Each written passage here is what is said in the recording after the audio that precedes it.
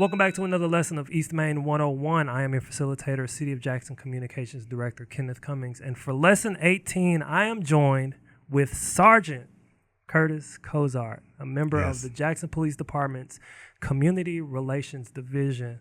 Sergeant. How you doing, man? What's going on? I started what? Lieutenant officer? I don't even remember, man. Yeah, man. I got here in 2010. So I got here in 13. So you were probably just regular I was, yes, Officer sir. Cozart. I was, man. So I'm glad to have you on. I'm looking forward Appreciate you for having me, man. what we're going to talk about. So it's conversation, and we're going to get into some interesting stuff just about who we are, who you are, what you do, things like that. So as always, I'm going to start off with a bio of Sergeant Curtis Cozart. Sergeant Cozart has been a police officer for a decade and a half. He is currently assigned to the Community Relations Division for the Jackson Police Department, where he deals with community engagement. Prior to that, he was assigned to the Street Crimes Unit for 11 years, which deals with felony traffic stops, search warrants, and many other high crime engagement. Sergeant Cozart also teaches D.A.R.E at Arlington Elementary School, as well as being a CIT instructor for Crisis Intervention Team, which deals with mental patients, and also a hostage negotiator who talks to individuals who are possibly barricaded suspects. Correct. Currently, Sergeant Cozart is also with the West Tennessee Vice President on the Tennessee D.A.R.E Officers Association Board of Directors. That's awesome.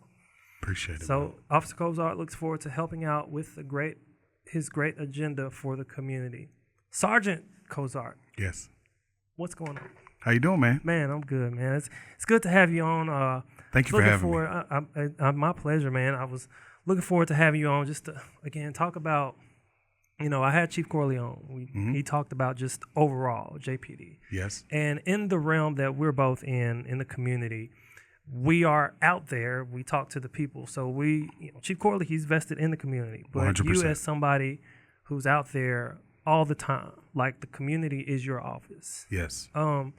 Just talk about your background and how you got here in Jackson, and we'll talk more about getting into community realm. Just talk about you. So I started in law enforcement in 2009 in Brownsville, Tennessee. What happened was I was playing basketball with one of my friends, and I'm just like, dude, I've got to figure out something, man. I had a kid, and I was trying to figure out where my life was going to go, which direction. And, it was either one of two things. It was either being a police officer or being in the military. So I chose to flip a coin, actually. I flipped a coin, and police was on that side. And I put in at JPD at the time, and then I put in at Brownsville PD at the time. And sure enough, Brownsville called in like 2 days. And within a month, they had shipped me to Nashville for the police academy. So for 4 years, I drove back and forth from Jackson, because I lived in Jackson, to Brownsville, worked third shift, and it was no fun. I didn't know what I was doing. I was afraid, being born and raised in a small town of Huntington, Tennessee. Okay. I had never seen things of that nature unless it was on TV or something. Yeah. So being placed into that environment at 26 years old with a new kid was kind of scary. So toughed it out, toughed the police academy out, because it was really, really super tough too. Came back home and became a police officer. So 26 years old, being a police officer wasn't even on your radar? No, sir. Not at all. Before that coin flip, or before you realized I need to do something with my life? No, sir. What did I really want to be? Other than playing basketball? No. I had a job. Yeah. I was working, and I was wanting to go to school to be an elementary school teacher, actually. Okay. Full circle, man. And we're gonna talk about that, but is that not crazy? Awesome, man. Yeah. Okay. I was, working, going to Jackson State, and majoring in elementary education, and had a kid, and I had to get a real job. So that's what took place, and I never thought in a million years I'd be a police officer. So which branch was on the other side of that coin? Being in the Army, Okay. being in the Army, yes, sir. So with that being said, too, coming from a hardworking family, my parents have been together almost 50 years. My father had worked in an aluminum plant in Huntington for 48 years. So I have a real strong foundation of work. Does that make sense? Yes. Yes. We go to work in my family. My dad told me when I was 13 years old, we don't raise lazy people. So I knew at that time I had to do something different, a life-changing decision. So did I ever expect to be a cop? No, not at all. It's just something that Right. literally. Look, me and my wife, we used to do, and we probably need to start doing this again.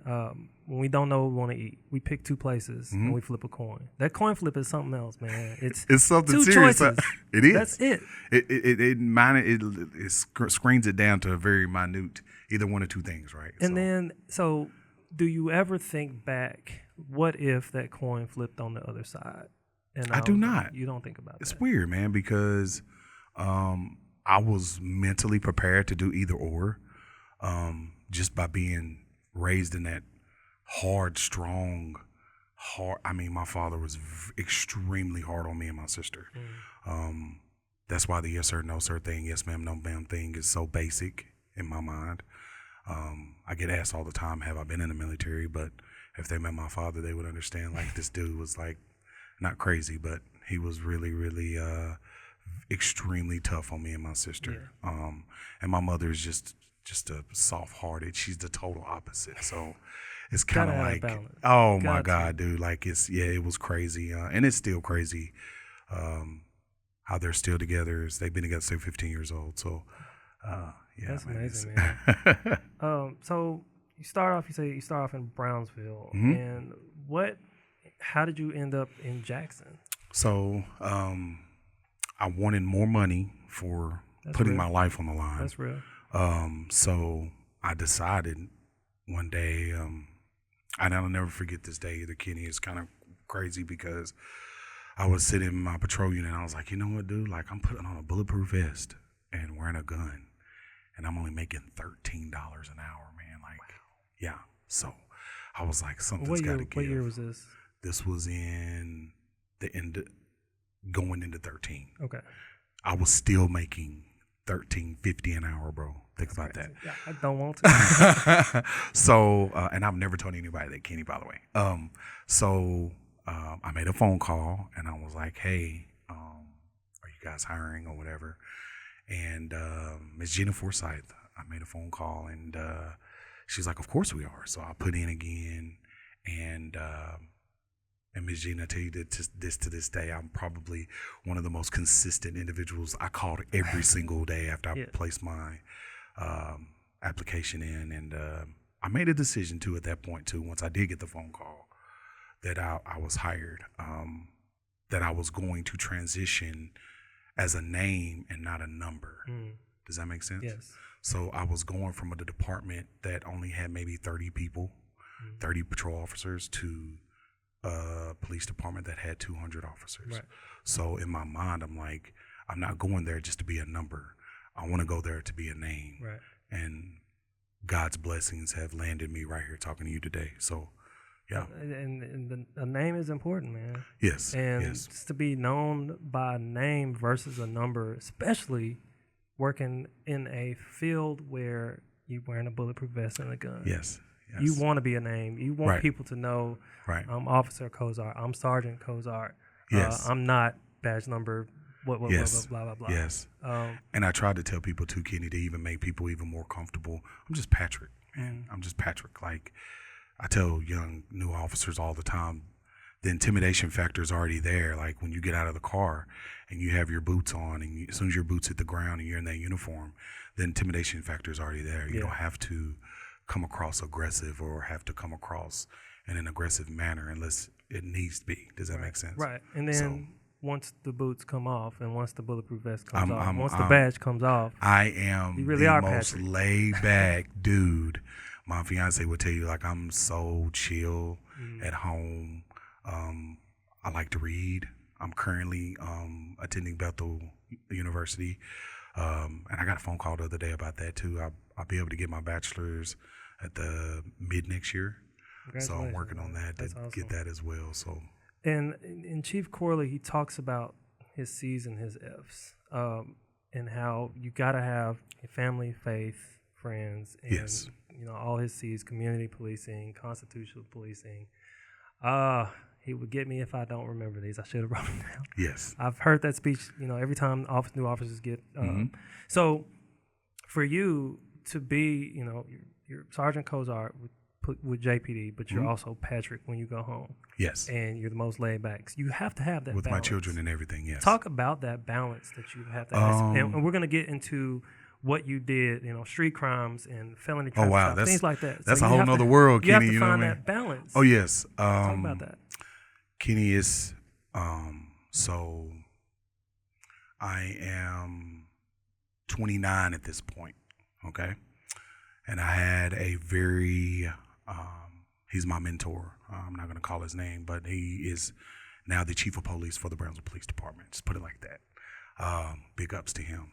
He pulled me to the side and gave me this long talk about maturity and being able to separate the two, right? So he taught me that you can't bring work to home and you can't bring home to work. Right.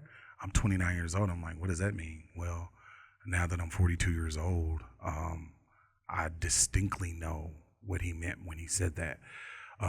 Just because you have a bad day or you have an argument at home, you cannot bring that to work. Just because you had a bad traffic stop or you had a bad domestic that you worked at work, you can't bring that home. So I think that, especially in this day and time, for a new recruit to be a police officer, if they can't distinguish the difference between the two, they're going to have a serious issue trying to be a police officer and being in law enforcement.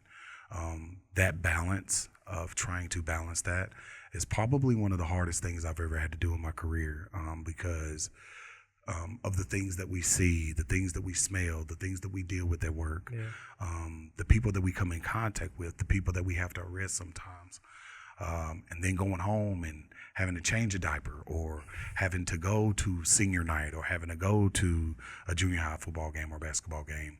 It is a very, very difficult thing to turn off once you get home. So once I learned that, things changed in my mind as far as separating the two. Yeah. So I totally understand. Even, I don't wear the badge or the bulletproof vest or the gun. Right. But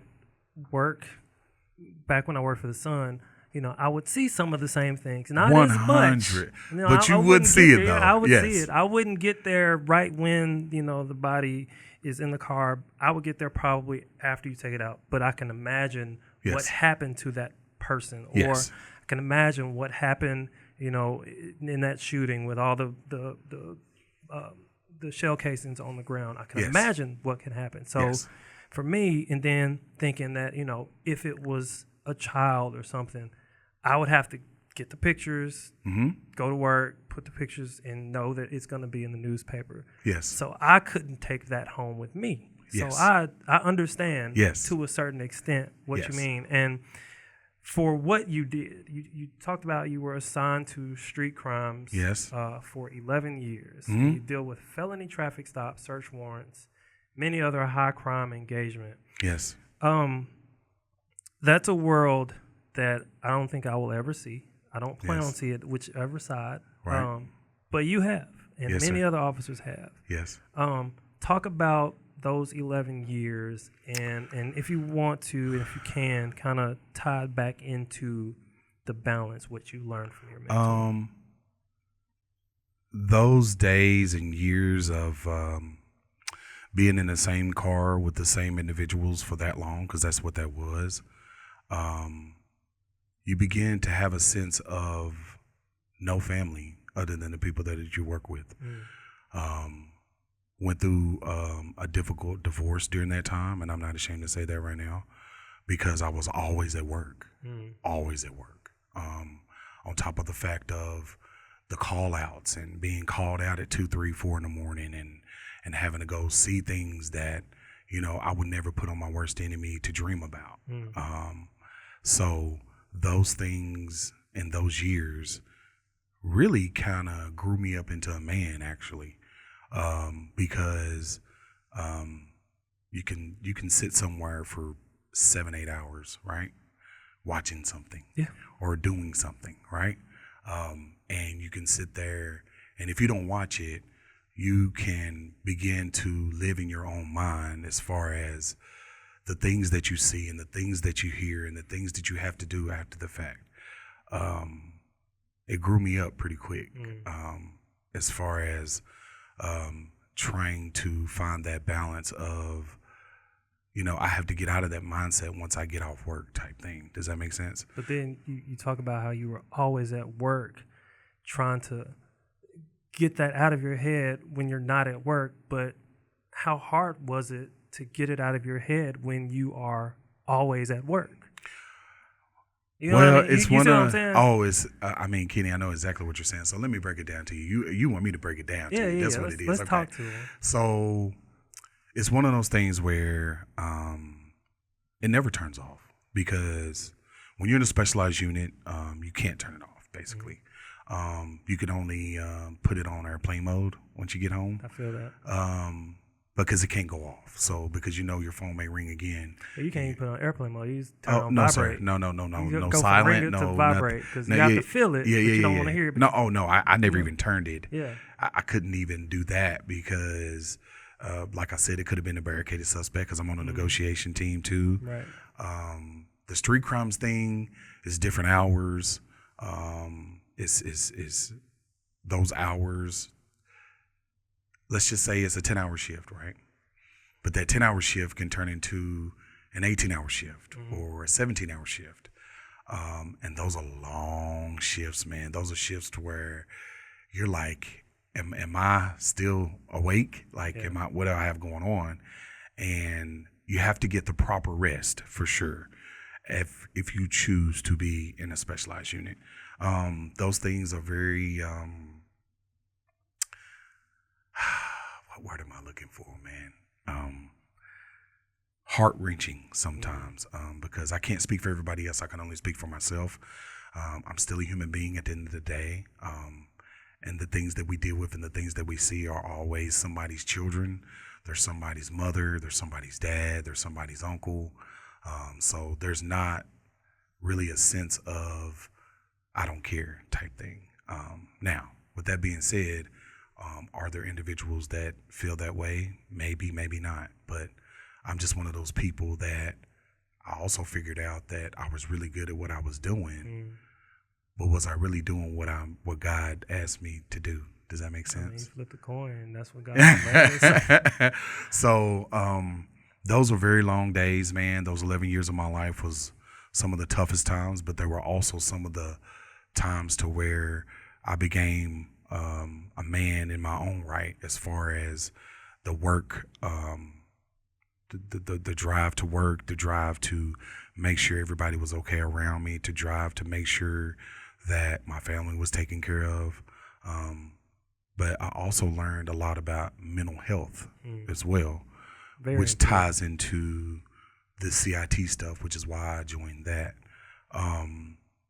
And it all flows with that bio I gave you. It all, if you really sit down and think about it after we talk today, you're going to be like, wow, man, it kind of flows into each thing, what he does as far as community engagement.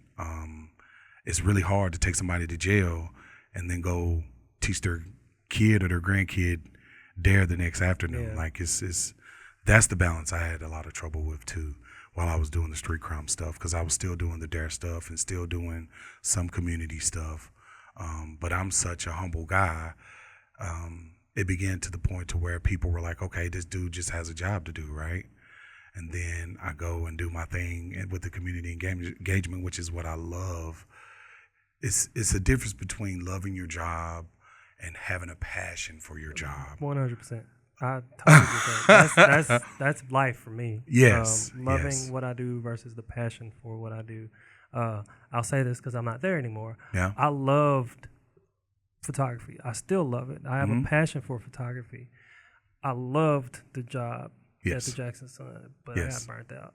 I love what I do. I have a passion for this photography, videography, doing this. I was doing that there. Correct. And I loved it. Yes. But I got burnt out. My passion for the job wasn't there. Correct. So I now you're totally following get me, bro. it. I get yes. it. I get yes. it. And just going back to one thing, and we're gonna go into there, but you said something interesting. How it was hard for you to pick up somebody, take them to jail, and then go possibly teach their child. Have you ever had a issue like that? Not issue, like you pick up somebody and then the next day or on down the line, you're at school.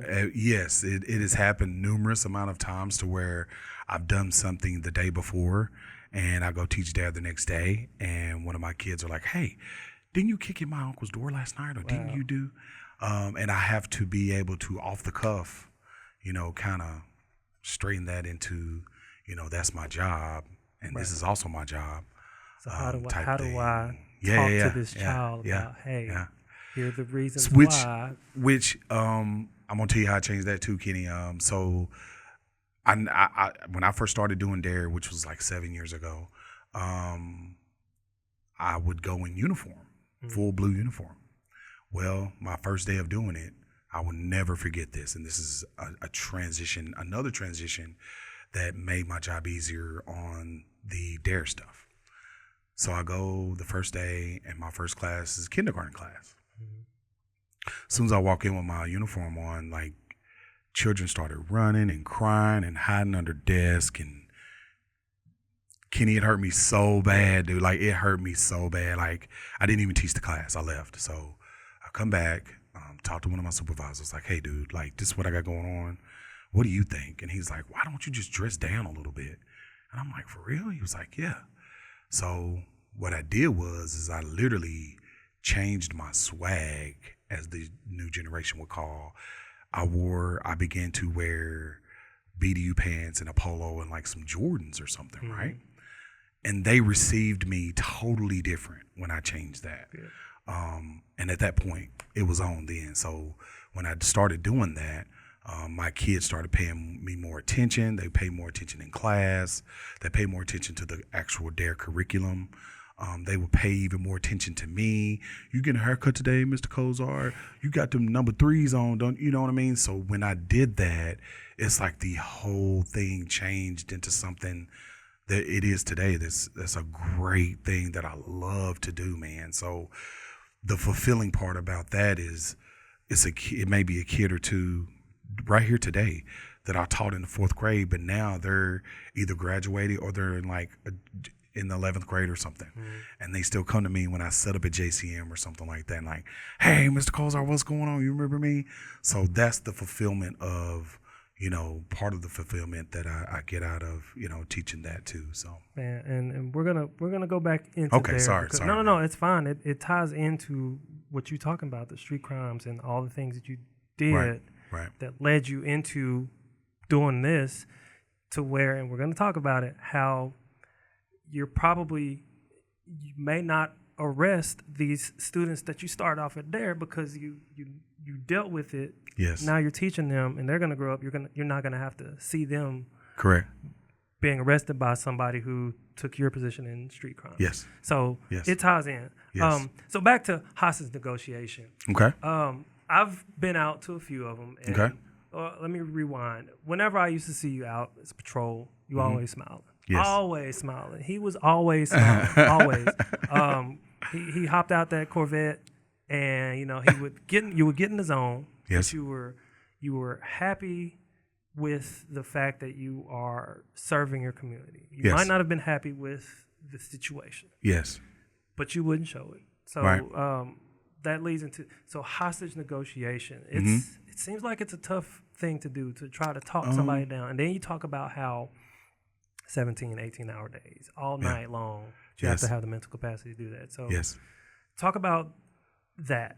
So the negotiation thing is something that is another important component to the Jackson Police Department. And you would be shocked at how many times we do get called out, because we not only serve the Jackson community, we try our best, if they need us, to serve the communities, surrounding communities as well. So it's not out of the realm of being called out to another town around us or another city around us or something like that. That's number one. Number two, there are different components inside the negotiation team, with being either a scribe who's writing everything down. You got the guy who's actually the person or the individual or female that is talking to that individual that's a barricaded suspect. You also have an individual who is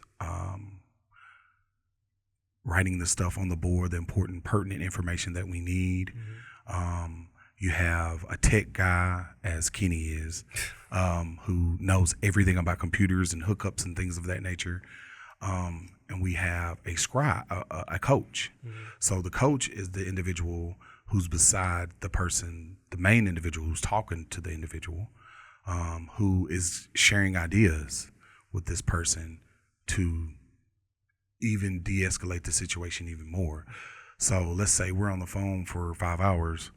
I'm running out of words to say. So my coach can be like, hey, we've called him 15 times. He's only answered maybe 7. Let's take a little 2-minute break, 3-minute break. Let's recuperate, right? Or get our minds together. So within the negotiation unit, I can proudly say that I've been the main guy a lot. And there has been times where it has been a peaceful outcome, and there has been times where there hasn't been a peaceful outcome. Now, with that being said, that is where, again, the mental health thing is something that is very, very key during and after you do that negotiation stuff, because you don't never know what the outcome's going to be, good or bad. With each ever that happens, we always, brief afterwards and kind of talk about it, and that's a great thing to have in any department. And I would highly suggest that if you don't do that.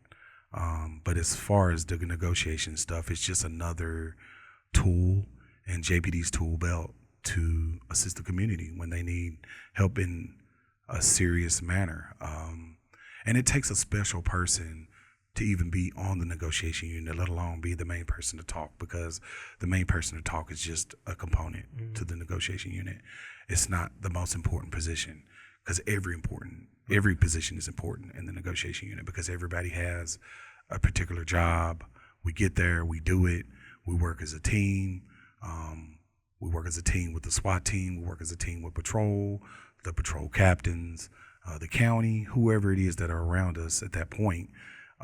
Communication is very key in order for it to be a smooth outcome. Right. So, yeah. And amazing job with what you do. I've watched you, and like I said, you were in the zone. I've seen you hop out of command center, hop out, talk to somebody, get you a little bite to eat, go back in there, get on the phone, come back out, let everybody know what's going on. Yes. You were amazing. You have watched me do that. Wow, that's crazy, man. There was one right here on Royal. I remember we were set up right at the Neely House. Neely House, yes, we were. Yes. So, I like to hang out with y'all every once in a while. Stay out the way.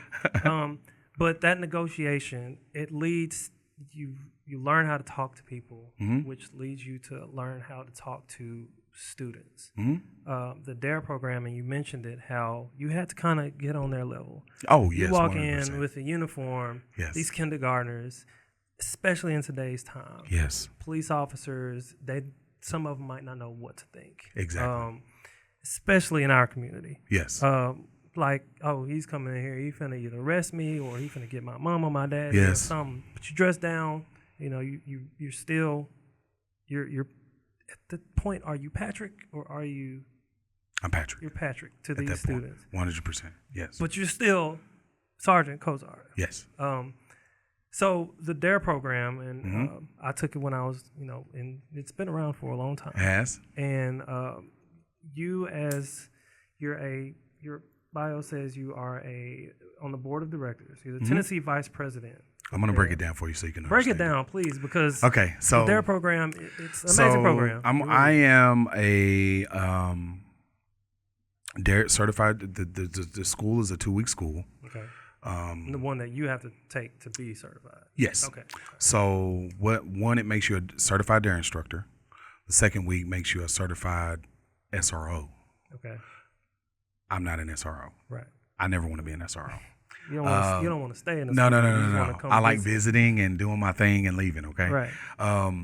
So what transpired was every year for the D.A.R.E program, we have a D.A.R.E conference in Gatlinburg, Tennessee, every June. Mm-hmm. So what took place was about 5 years ago, this particular D.A.R.E conference, the liaison, who is the state of Tennessee's coordinator, Casey Fitz, Trooper Casey Fitz, Sergeant Casey Fitz. She's a state trooper in Nashville. She's the state coordinator for D.A.R.E. So we're sitting there one day, and she's like, "Hey, you ever thought about being a mentor?" And I'm like, "What is that?"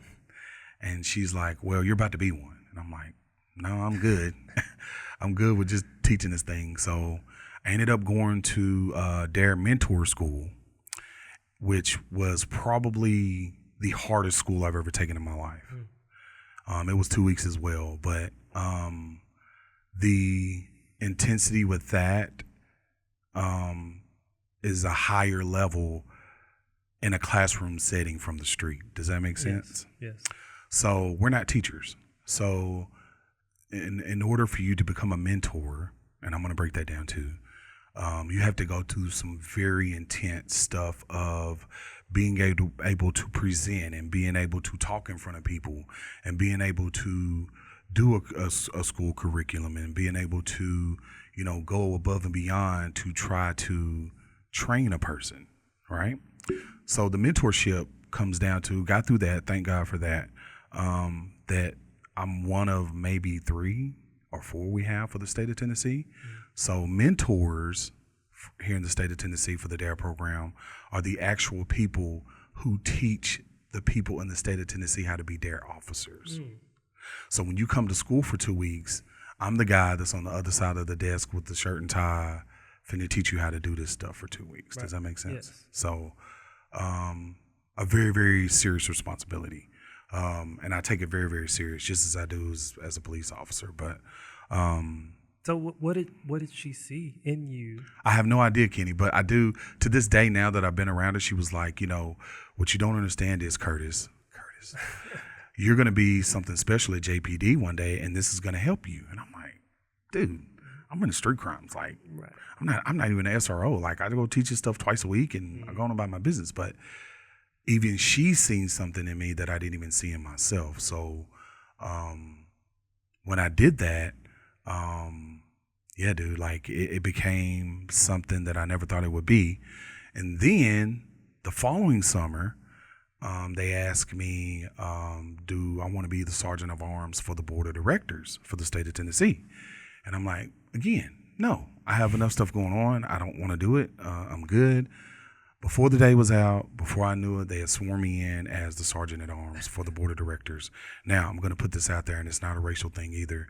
I am the first Black to be on the Tennessee D.A.R.E Association board of directors as well. That's amazing. And I'm thankful for that, Kenny. I really am, because they didn't have to do that. Once again, they saw something that I didn't see in myself. So the sergeant at arms position was something that every time we have a D.A.R.E meeting for the board of directors, I'm the guy that calls the meeting to order and all that stuff. Okay, cool. That's 2 years. Had to do that for 2 years. So this past year, here we go again. I didn't get to go to the D.A.R.E conference because I had a death in the family. So they call me, Kenny Cummings. They call my phone at 8:30 in the morning, FaceTime. They're on the board. They can't see me, but they're on the board in front of these people at the conference. And they're like, "Hey, Sarge, hey, we're going to vote you in as the West Tennessee vice president. We just had a guy drop off." And I'm like, I'm half asleep. What are you talking about? Like, I'm not doing it. Once again, Kenny, all the ayes say yes, all the nays, nay. I nayed myself. Like, I'm not doing it. So I got outvoted once again, and now I'm currently the West Tennessee vice president of the board of directors for the state of Tennessee. So it's a blessing, man. That it is. And I hope, and I talk to some people who they downplay, the achievements that they get. I hope you don't. I need you to. You can stay humble, but you can still not downplay the achievement. You got what you got. Can I tell you something though, Kenny? Like, you're the first person I've ever told everything I just told. Like, nobody even knows that exists other than maybe Chief Corley. I'm so down to earth about that, like, because it's not okay. For example, the 2 people that graduated from Madison County, it was on the news. I taught them, right? But I don't have to be seen or known. I'm not saying that I don't. I'm the type. I'm a background guy. Yeah. Yes. Doing this podcast, showing my face, talking to people. Yes. I've always wanted to do it. I had to psych myself up to do this. Really? And yes, I'm not a foreground. Yeah, I'm not. Give me a camera and I'm gonna take your picture. I don't want to be on the camera. Exactly. But this is the position that I asked for. Yes. I prayed for, and I was like, I need you to do what you prayed to me to do. Kenny, you know what this thing? You know what makes me think about, big bro? We got to be very careful what we pray for, man. Because we may get something that we're not really prepared for at the time, but we have to adjust to it, and we have to be thankful for it. Because I'm telling you, big bro, like, there's people that will probably do anything they could to be in our positions right now. You know what I mean? Oh, yeah. So I'm thankful for that too. So, and that's what I'm saying. Like, don't downplay your achievements. Again, you stay humble. I'm humble with. I know it's bad to say that you're humble, but I know what I do, and I know I do a great job at it. Kenny, you're only saying this because you've seen me from the beginning, bro. Like, you just said to get out of the car. You know what I mean? Same. It's crazy, me working, dude. Running around here with a camera, and now I'm telling people in the city of Jackson what's going on in government. That's crazy. And it's amazing feeling to be. You ever just go home and think about, wow, like, I do. I do that even when I come to my office, man. Wow. I come in here I park in my spot in the garage. Yes. Come up to the 3rd floor, come to my office. Sometimes I just look out the window like, man, I'm here. Exactly. In a position that was created. I do that all the time. I asked for it, but it was essentially created. And a lot of the things that I'm doing, I started. The media relations that happens between government and media, it's my hand on it. So I got to make sure that I'm doing the great job. And on top of your game, right? And for you had somebody, Lieutenant Taylor. Yes. He was amazing at what he loves his community. Yes. He would do, we got the Love Your Block program. Mm-hmm. He would be out there putting up doors, painting walls, picking up trash. And I knew for a while he was kind of the one who was in the school. He drove that. I don't know if it was a Jeep or it wasn't a typical police car. Yes, that he the blue and white one. Yes. That was his ride. When I saw that, I know it was Lieutenant Taylor. Yes. Talk about how he helped you and influenced you, and was he the reason did he call you and say, hey, I need you to do this, or somebody else? Or he knew you. He saw something in you. So there's so many different people that I could put in that position to say about. He's one of them. But when he did figure out he was going to actually retire, that's when it got a little serious. Like, hey, dude, I need you to come and ride with me and let me show you the ropes type thing. And in the small amount of time I had with him, Kenny, it was one of the most fulfilling things that I've had at JPD, because you're around someone that has been doing this for so long. Yeah. And that's all I knew he did. When I got here, he was always in the schools, always in the community. He's an officer. And it's one of those things where it's like, to watch him and listen to him and actually listen. We call it in CIT active listening. Mm-hmm. And when I'm active listening to this man, like, he taught me so much about, how to create this, or he basically told me, I did it this way. I need you to put your new generational spin on it and do it your way. Yeah. I had ideas, Kenny, when I first started around with him, or not necessarily around with him, but just kind of being around him and stuff. And he told me to write every one of them down. He was like, I don't even want you to tell me, because I'm finna retire, but I don't want you to tell anybody else, because I don't want anybody else to take your idea. And I'm like, really? Yeah. And then now that I'm in that current position, it's like, wow, man, like trying to put a new spin on National Night Out, trying to put a new spin on different community events. And, it's just one of those things where it's a blessing to be able to. Now, don't get it twisted. Now, those are some very big shoes to fill. Oh, I know. Those are shoes that I would never be able to fit. And if you listen to this is the truth. And he would tell me all the time, like, hey, dude, like, you're going to build your own legacy type thing. Yeah. And at the time, Kenny, I got to be honest with you, man, like, it was kind of overbearing a little bit because I didn't, you know how you start something new and you don't want to mess it up. Right. Especially falling in behind somebody like that. Trust me. Yeah. So when I did that, he stopped me in my tracks. Like, he basically took a whole crate of his brain and set it on my table. And when I don't necessarily mean his brain, I mean everything he had built in all those years, like archives of stuff. Yeah. And I started sifting through it, and I was like, oh, my God. So I could take this and spin it like this, or I could take this and I could do it like that. And that's a blessing to have somebody to be like, here's all my years of knowledge. Put your own spin to it. That is literally what it was. I trust you with my stuff, and when you change it, I'm not finna step up here and be like, well, that used to be mine. No, that's yours now. That's what killed me. I was like, Lieutenant, I don't want to. He was like, listen, this is what you're going to do. And you know that voice, right? This is what you're going to do. And I was like, yes, sir. So when he did that, it was like euphoric, man. I was like, I started sifting through the stuff, and some of the stuff was so ageless, and like it'd been in there for so long. And I'm like, dude, I could take that and spin it into this, or I could do that. You know what I mean? And it just, like you said, Kenny, it was such a blessing for him to even have that confidence in me to hand me over to the keys, basically. And then the main thing with him was the Citizens Police Academy that he had been putting on for so long. And he said the same thing again. He was like, I need you to, put your spin on it, change it around. It's normally 8 weeks, 6 weeks. If you want to do 4 weeks to start off. His main thing was that he told me before he retired was that do not allow anyone to run you into the ground the first year you're doing this.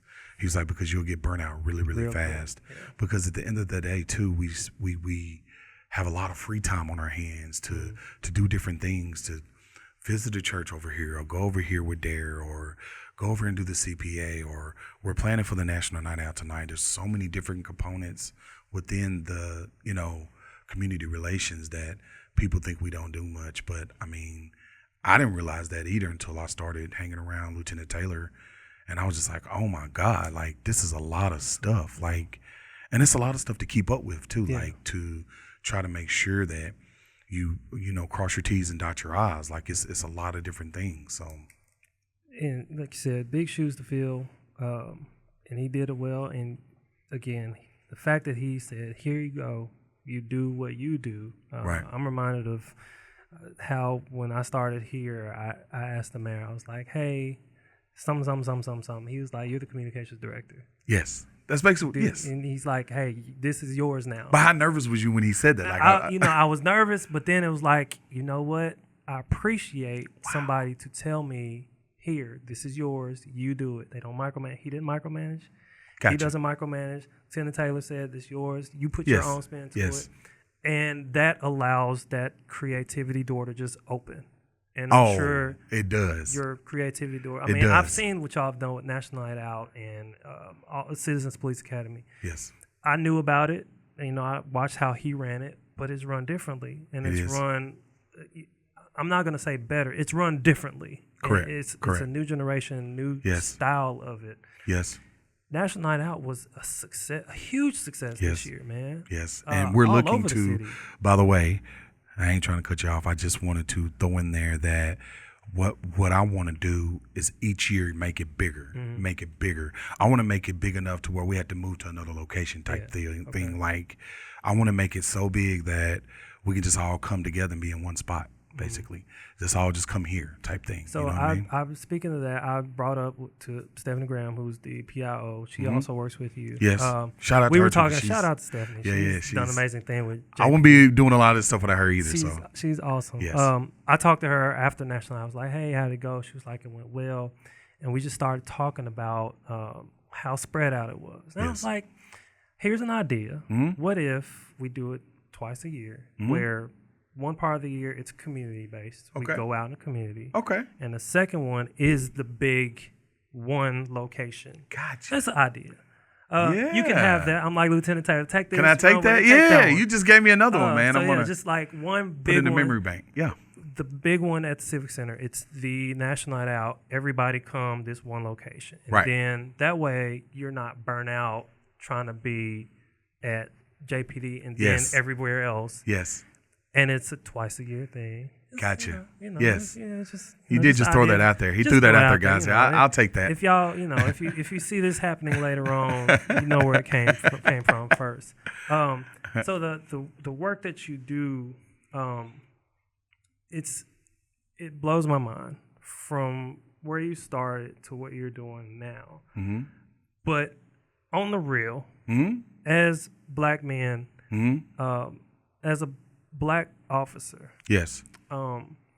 First off, how is it being a black officer in law enforcement? Not necessarily the race side of within the department, but just how does it?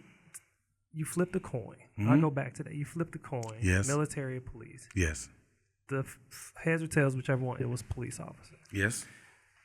Back in 2013, it's a lot going on even now. Yeah. You decided you wanted to be a police officer. That wasn't on your mind. Right. What clicked inside you is like, okay. In 2009. In 2009. Yes. 2009. What 13 is when I came to JPD. Okay. What clicked inside your mind? Okay, I'm really gonna do this. I'm gonna be a police officer, but I know I'm a black man. What was it that made you truly know, okay, I can do this? And being a black officer. Well, wow, you're gonna go. I mean, that's all right, guys. Buckle up. We're gonna go into some deep waters now. Kenny's trying to go all Dr. Phil on me, but listen. So this is what it is, Kenny. I'm really, the way you just asked me that question, I'm gonna answer it as honestly as I know how. I made a phone call to my father, and this is when my mindset changed. As far as being the same conversation we're having right now, as far as being a young black police officer, is the same conversation I had with my father. And he told me, son, the day you go out there and you're not scared is the day I'm going to be burying you. And I was like, wow. Wait a minute. Yeah. Kenny, I sat and thought about it for about a good 2 hours. And I was like, I'm still thinking about it. Yeah. The day that you're not scared is the day that I'm going to be burying you. Yes. Did he ever explain what that meant? 100% he did. Okay. So meaning that just because you're young and you're strong and not necessarily black or white doesn't mean you're He-Man. So the first day you go out there with your chest out because you got that badge on is the day that I'm going to be buried. So with that being said, that's what humbled me into who I am today. I was just about to say, I'm sure that humbles you. Oh, 100%. Like, there's not a time that when I was in street crimes or when I was doing what we were doing then that I was not afraid, okay? Being afraid is good, okay? Because it gives you a sense of, I have to do this. Does that make sense? Yeah. So, it's not necessarily a bad thing. It is a thing that keeps you focused. It's a thing that keeps you on point. It's a thing that keeps that mother nature of, I'm going to go in here and do what I need to do and nothing's going to happen to me out of my mind. Does that make sense? Yeah. So it keeps that fraction in your mind of, I'm going home tonight to my wife, my kids, to everybody that loves me, that's around me. It keeps you balanced. Yeah. It keeps you where you need to be. Now, with all that being said, being a young black police officer is a very, very, very difficult thing to do because in any community, and not just in the Jackson community, it's in any community that we're looked at as, you know what it is. Like we're looked at as, I'm not going to say that on camera, but I'm just saying the people out there watching know what I mean. We're looked at as people that trust other people. versus trusting our own people. And that's not ever been the case. In my case, I can't speak for somebody else. I can only speak for myself. This is just the job that I chose, and this is the career that it became, because it started as a job, right? And it became my career because I love what I do, but that love turned into passion, which dealing with the community is something that I stand on, as the young people say. Yeah. I can go to Walmart and shop with my family and not worry about anything happening. I can go to Conger and shop and not look behind my back and make sure nobody's behind me, because I built that rapport within our community. So I can only speak for myself when it becomes to being a young Black police officer. It's all in how you present that to whatever community that you work in. And if you're cocky or you're arrogant or whatever you choose to be in that aspect, the repercussions of that is on you, right? But if you're humble and you're happy and this is your job and this is what I have to do, and you throw them that smile every once in a while, and you communicate with them, even if you're not arresting someone or you're not doing that, and you at least speak to them and be cordial with them, just the small, minute things can go a very, very long way, and even help you after the fact when you're not even on duty. Does that make sense? Right. Yeah. Right. And so what do you feel is the importance of training up young, now that you've been in over 15 years, what do you think is the importance of training up new generation of young Black police officers? Well, it is, first of all, I wouldn't want them to do this job, to be honest with you. My dad told me 3 things that you do not need to be. I don't want you to be a police officer. I don't want you to be a firefighter. 2 things. You can't be a police officer or work for the post office. Those 2 things he said, I do not want you to do. Gotcha. Sorry, man. But for the ones that do, Kenny, I would advise them to know how to communicate with people. Learn how to communicate with people, because the new generation wants to communicate through social media so much. How about you just put that down and just talk? Yeah. And you will be shocked and surprised at how many of this new generation cannot do that. And that is I think that's the main factor in being a police officer today, in today's time, whether you're Black, white, blue, green, whatever. If you don't have that aspect, Kenny, you're going to run into a serious problem, okay? This is not back in the day where police officers can kind of do the things they used to do and do the things that, old school way or whatever. You have so many cameras and eyes and people and, things of that nature. So I can get called the worst things in the world, and I can still try to keep a smile on my face. That smile you was talking about earlier. Yeah. That smile may save me from getting killed. That smile may save me from hurting someone else. That smile may keep someone else from getting hurt. So I would expect them to use what they have, the tools that they have, in order to be able to communicate not only with people, but with authority. That's a major problem right now for some of the new generation's authority. This is a paramilitary thing, being a police officer. So if you're not accustomed to yes or no, sir, if you're not accustomed to, hierarchy or sergeant, major, lieutenant, captains, chiefs, deputy chiefs, if you're not used to that and you're not able to adjust to that, then I would not advise you to do this, because chain of command is something that is highly implemented in any police department. So it's very important. A coin flip. A coin flip, man. Coin flip. You're gonna keep going back to that, aren't you, dude? It's that coin flip is something special, man. It narrows it down. 2 things. Yes. And you didn't be like, no, you know what? I don't want to do this. I don't even want to do it. Let me go back to playing this basketball. Yeah. No. Coin flip. Military police. And now you are Sergeant Patrick Cozart. Yes. Curtis Cozart. Yes. However, you're Sergeant Cozart. Yes. At Jackson Police Department. Yes. street crimes, hostage negotiation, D.A.R.E. You're talking to students. You're talking to the community. You're in the community. Mm-hmm. People know who you are. Yes. And one quote that I was told, or I was at a church service, the preacher, he was like, when your gift is needed, your name is called. Okay. So for that, we go back to the D.A.R.E. and the trooper saying that we want you to do this, and then the board called you at 8:30 in the morning. Yes. Your gift was needed, so they Yes. called your name. Just to let you know. Putting some words of wisdom out I to got you. Sergeant Cozart, thank you, man. I've enjoyed every word. Yes, me too, man. I appreciate you, Kenny. Listen to you talk about the things that you've been through, things that you got words of wisdom, man. And I'm grateful to know that you're the one going to these schools, talking to these kindergartners, first graders, third graders who will grow up, who will remember Sergeant Cozart came.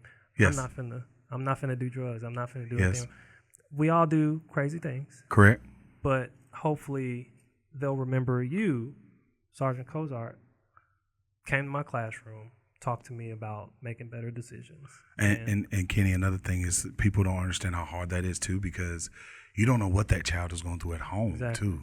You know what I mean? That's another dynamic of the sandwich, that it's like, man, I'm teaching this, or I'm talking to them about something, and they probably know more about it than I do. You know what I mean? So it's tough, man. It's really tough. Well, I appreciate you coming on, and as always, which is educational, so I got a pop quiz. Okay. 3 questions just to get to know my guest. First question is, if you had to eat one meal for the rest of your life, what would it be? Well, my fiance would say it, but I'm going to say it. Probably beef roast and potatoes. Okay, roast and potatoes. Yeah. Look, mine is greens made in turkey. Nice. With turkey. I can do that every day, all day. Everybody here at City Hall makes greens. I've asked them, can you make me some? Really? So, yes. Nice. So I'm getting greens from all over the place. Greens made in turkey meat with candy yams and cornbread. Give me that for the rest of my life. I'm good to go. All right. Number 2. Mm-hmm. You're in the community. You're always out there. Yeah. Jackson, it's growing from when you started in 2013. Yes. It's a lot bigger, a lot more people. Yes. What is your favorite thing about this city of Jackson, Tennessee? Wow, that's a hard question, Kenny. And it doesn't have to be in your capacity as in JPD. It just be. Oh, wow. Just as Patrick. That's a hard one, Kenny, man. Top 3 that I would like to do, or what? Either one. What things that you love about the city, or what I love. Okay, I got you. So when I first came here, and you can attest to this too, Kenny. Like, it is amazing to see how downtown has transitioned into what it has. Yes. I think when I came, like, I don't think any of the. So 2013. Yeah. I don't think the lift was. Rock and Dough, none of that. I think that was starting. Yes. When I got here, it was just a field. Yes. Nothing. Yes. So, actually, where they have the farmers market thing, we could go down that street. You used to work there, remember? Yes. It wasn't a stopping place. So we've done a lot of traffic stops and stuff over there. So just watching how the city has grown and transitioned has been one of the biggest things for me, because like I said, I'm not originally from Jackson, Tennessee. I'm originally from a small country town called Huntington, Tennessee that I love to the death, man. My family's still there, man. So to see this city grow like this is a blessing. To be able to be here to see it is a blessing. Dealing with, some of the most dangerous things I've ever dealt with, being a police officer. So, in 15 and a half years. So, does that kind of answer your question? Yeah, it does. Okay. It does. Okay. Just, the growth. Yeah. So I got here in 2010, and just to see what it was, and for 9.5 years I was with the Sun, and now having my hand in some of the change. Right. Didn't think about that. I'm grateful to be a part of that. God saw fit to allow me to be a part of that type of growth in Jackson. Right. So, yes, totally understand. Pop quiz question number 3. Okay. You started with JPD 2013, and you can either talk about Brownsville or JPD. And then you don't have to get too specific. But what is your most interesting stop when you were on patrol that you ever had to make? When I was in patrol or when I was in street crimes? Patrol. Patrol. Yes. Okay, so the first one that comes to my mind, it was in the city of Jackson. Made a traffic stop, smelled some things, and I'm going to tell you something. This is not bragging, but it kind of is. Okay. Just your boy's personality got some things done without it being bad. Does that make sense? Yes. Yeah. So we make the traffic stop and go up to the vehicle, and the young man kind of knows who I am. And he's like, dang, it could have been anybody but you, man. And I was like, come on, dude, like, really? And he just handed me what he had, basically. Yeah. And the guys that were with me had probably never seen anything like that before. But it was a crazy moment because, and I just wrote him a citation. I didn't take him to jail or anything, but it was just one of those moments where my partner at the time was like, dude, and he used to say it all the time, like, dude, you know everybody. I said, no, it's not necessarily that I know everybody. It's that everybody knows me. It's two totally different things. I can run into people all the time, Keenan, and be like, they'll be like, hey, Cozart, how you doing? Yeah, and me and my wife would be out, and I'll walk away and be like, she's like, babe, you know them? I'm like, no. I don't even remember their name. But that just goes to show, Kenny, It comes back to, building that relationship in the community, good or bad. Yeah. And building that rapport in the community, good or bad. Right. And being able to balance that too, because just because you pick a job as your job as a police officer doesn't make you a bad person. Right. It just means that that's your job. So I think the people in the community that know me necessarily know that I'm not a bad person. It's just a job to them. Yeah. And that's what I want to go down as, man. That's what I want my legacy to be is, this dude came out with us, he, and that's another thing I used to do. And I'm sorry to get off the pick a little bit, but, I would have packs of cigarettes in my car. If I took somebody downtown, hey, dude, you want to stop and smoke one before we go, whatever.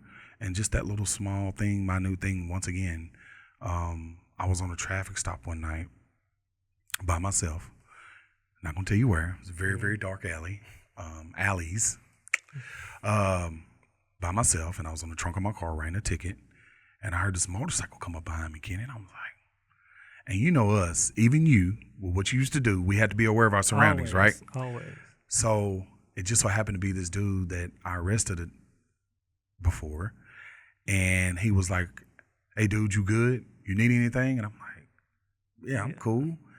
He sit there on his bike until I got done, dude. To make sure you was good. Yeah, 100%. You arrested this guy. 100%. Wow. So when things like that happen, it's a shocker, but then it's kind of like, wow, dude, maybe people don't think I'm such a bad person or something like that, So, yeah, man. That's a cool story. We can sit here and tell stories all day, but we ain't got time for that. I get awesome. it. Yeah. We'll probably have you back on some point when something else crazy pops up. Yes, sir. I got you. Sergeant Cozart, thank you. Thank you for coming on. No, man. thank you. Words of wisdom. I look forward to people listening to this one, watching this one, to hear that being a police officer, it's okay. It is. It's okay. It is. You make it if you walk in there as a hard A, then it'll be totally different. But if you walk in there with the smile and the wanting to actually serve your community as a police officer, it works out for you. I mean, at the end of the day, Kenny, I'm going to end it on this, and I'm not going to speak because I like to talk. I'm only here by the grace of God and my family. I want to thank my family for being there for me for all these years. My kids, my wife, she's a very important key factor in that too. She is the one that keeps me on point, basically. I get it. Organized. I get it. So in my mind, does that make sense? Yeah, in my mind, I get it. So I want to thank them for that. I want to thank you for having me on because I don't deserve to be here. I'm here, but I appreciate you, man. I really, really do. Man. I was glad to have you on. Yep. So thank you again for being on Lesson 18 of East Main 101.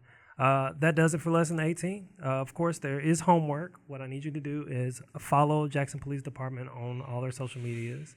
You can visit police.jacksontn.gov, check out their Facebook, Instagram, and also visit that website and check out the community engagement. We can check out the D.A.R.E, all the neighborhood-related things that JPD offers. Sergeant Cozart is a part of a lot of those things. Yes. So that does it again for lesson 18 of East Main 101. Don't forget to follow us on all of our government social media accounts and opt in to our text alerts by visiting connect.jacksontn.gov. And also be sure to visit eastmain101.jacksontn.gov to subscribe to our YouTube, Spotify, or Apple Podcast channels to listen to each lesson in its entirety. And until then, until next lesson, class dismissed.